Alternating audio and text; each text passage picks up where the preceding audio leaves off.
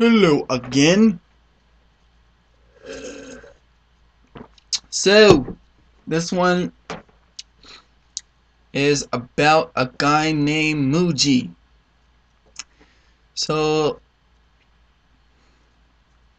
I discovered Mooji when I was just typing, I forgot I was typing just enlightened people. I think he was the first guy that came up, so he's probably the most popular after Osho in this day and age. The guy's name is Mooji, is probably the most popular guy other than Osho in this day and age.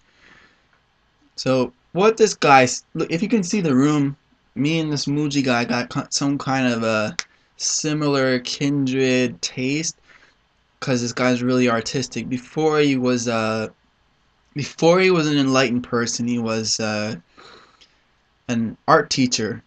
He and I'm really good at art. And this whole room, I painted this room, and then eventually afterwards, I saw that when this Muji guy got his ashram, he made his ashram look just like these walls here. So we got a similar taste in styles and stuff.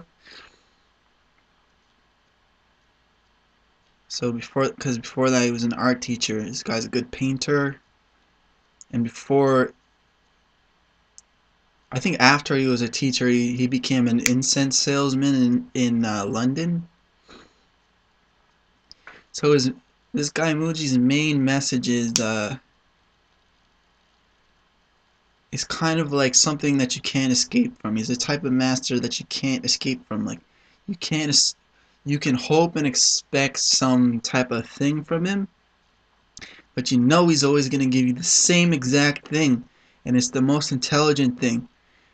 The most intelligent thing in the way that it says, when you look at your mind, who is the one looking at your mind? So then you have to think, but how can you think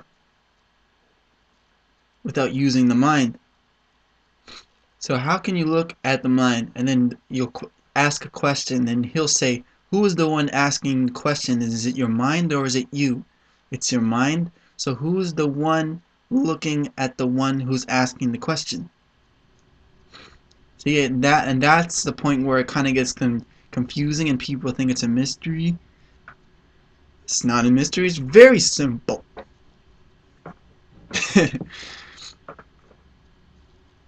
He's always saying the same exact thing, and you guys, I don't even know why like this guy has people around him. And the thing is, because people keep asking those type of questions. If somebody asked him a different type of question, he would give a good, cool answer about it, something different than what he always says. But like, no matter what you do, no matter what you ask him, if it's about you and your troubles, whatever troubles you have, he's gonna tell you what is the one who has his trouble. Because it's always the mind. It's always the mind. Always.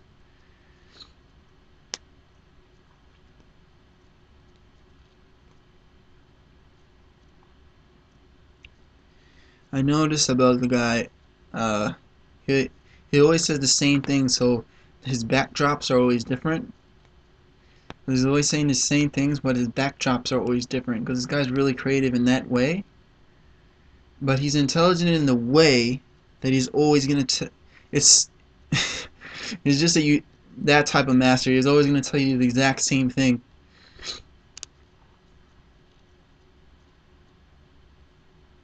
But he like plays with words kinda. If you listen closely, he plays with words kinda. He always changes it up. He tells you the same thing in a different way, new creative way just for you.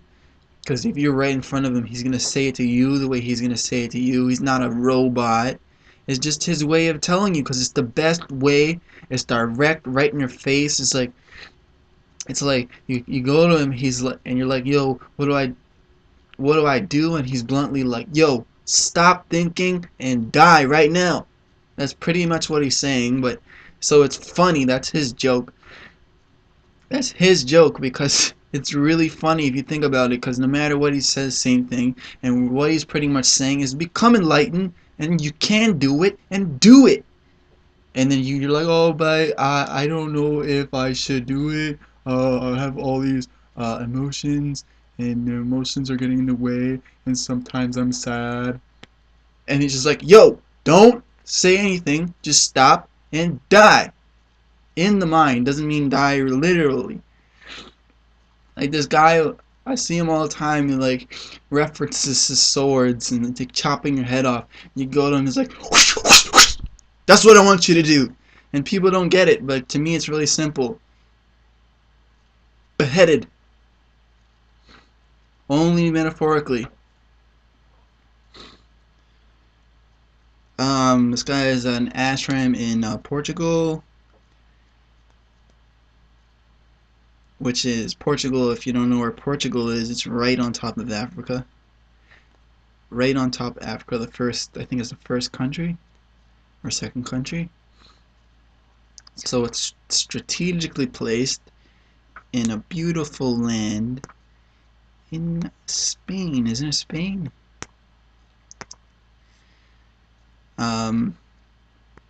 I saw it. This guy has this big pyramid at his ashram. He was a disciple of Papaji, which is the funniest guy ever. Who, like, he comes from a line of comedians, this guy. People, like, this guy really is a comedian because this guy's just trying to keep composure so you take him seriously. But this guy's really funny in the way because he comes from a line of comedians who are just there. Papa G, this guy is super funny. And the guy before that was this guy in his damn white underwear, Ramana Maharshi. He just stays in his white underwear all day and sits all day. And people label him as like this great sage, and all he does is sit in his white underwear all day with this weird, girly looking face.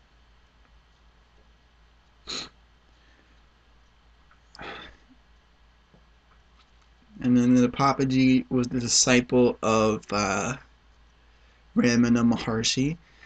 And so it's a lineage, and now Mooji's carrying on for Papaji from the lineage starting with Ramana Maharshi. And he does a very good job. I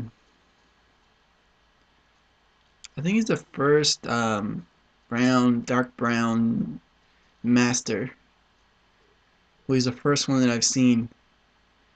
I know I saw another one in India, but he wasn't near anything like Mooji. So he comes from a different set of ideals and stuff.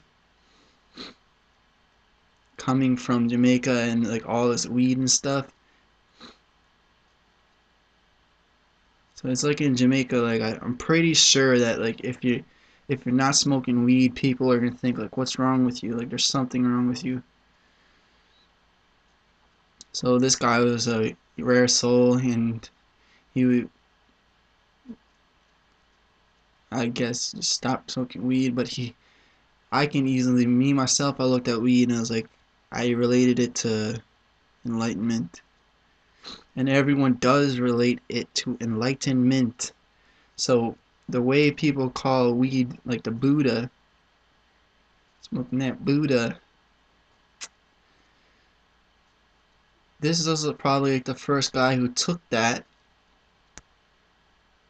and actually became a Buddha with it. Pretty profound. Because when you come from the place that's known for weed, in Western culture, everyone's like, that's weed, weed, weed in Jamaica. That's just because we're ignorant. But this guy there is a lot of weed there. And then, like, so this guy took the Buddha and became the Buddha instead of just smoking weed his whole life.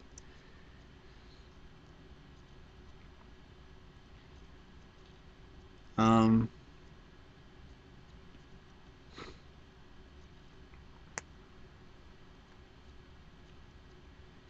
He's a crazy master. He goes on Ustream and with live stream. So he was actually the first physical master that I've ever encountered, and I didn't even encounter him in the physical.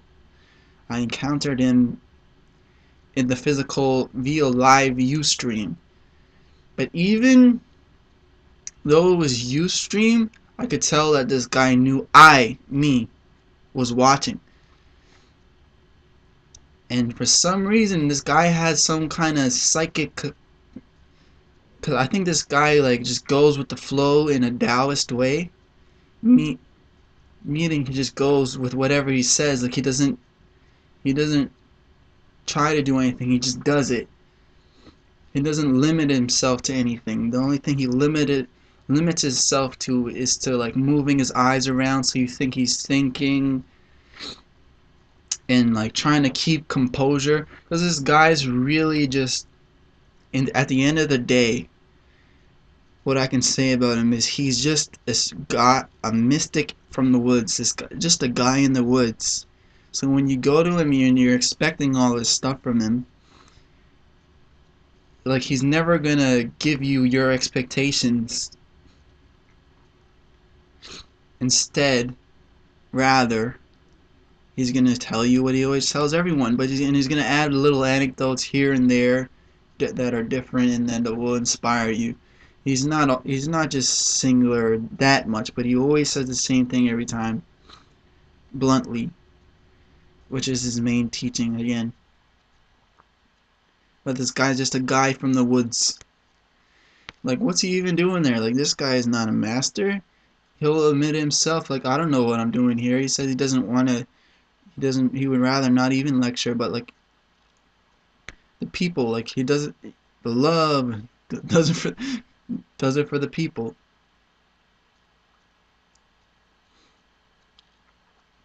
So when I was watching this guy's Ustreams, live broadcast, um, when I had thoughts, somehow his lecture connected with my thought. So like if I was trying to meditate while he was lecturing, and then if I had a thought or whatever in his lecture at that very moment, it would say something that struck me as if it was for me. So this guy's a unique master in that way, that he can feel you if you're watching from far away, he can feel you like you're in the room just with your eyes looking. If you're the right disciple looking at the master, he can feel you. And that's pretty much what a master is. Looking over the earth from afar, there's been plenty and plenty of enlightened people who didn't even speak, who you never knew of. So there was people like Jesus and Buddha everywhere, many of them, but you never heard of them because they knew that it was kind of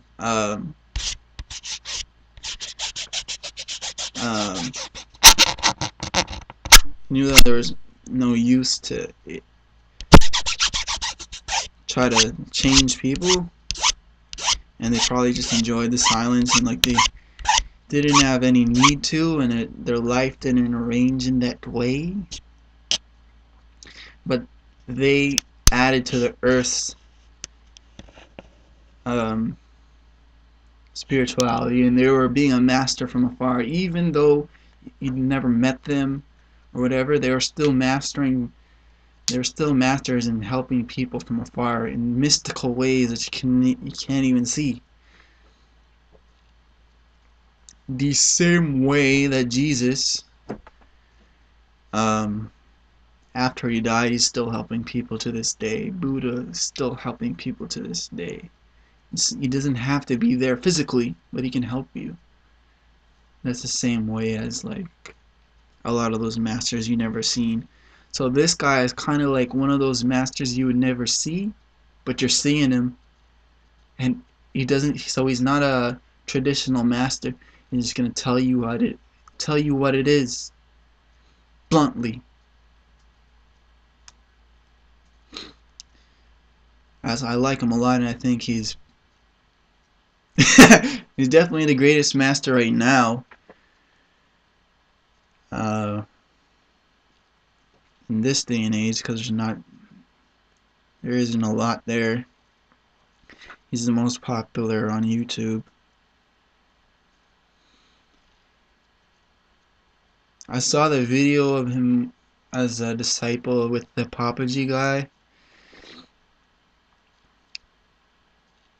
and usually people write him a question, write Papaji a question, and it'll be like a few lines.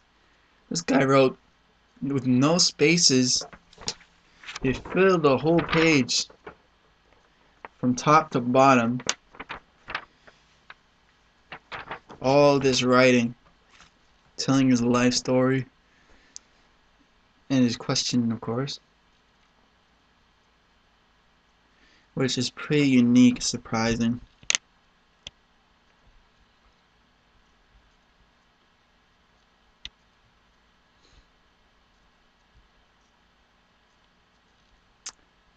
So yeah, check him out.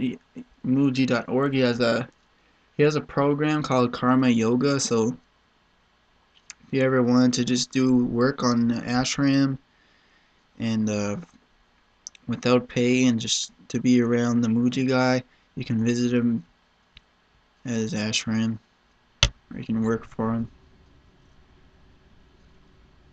So that's another one of my masters. Peace.